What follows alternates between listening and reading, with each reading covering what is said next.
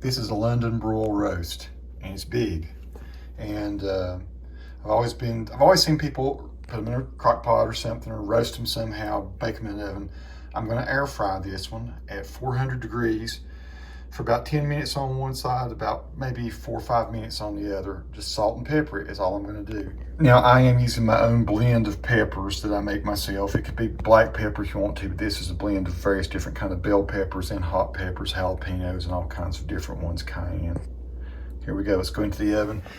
I'm using a little Cuisinart. I'm trying to remember the model of this one, but I'll go ahead and put it in the description since I don't see it here.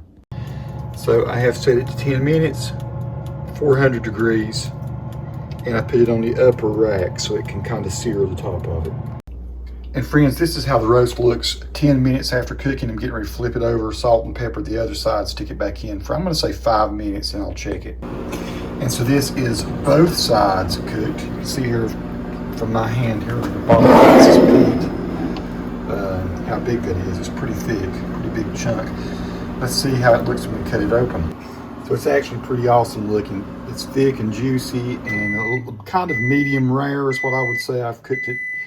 So that was 10 minutes one side, about 5 minutes on the other. You could have gone a little bit longer and made it fully medium. And friends, I want to testify that that was just great. It was just like eating steak.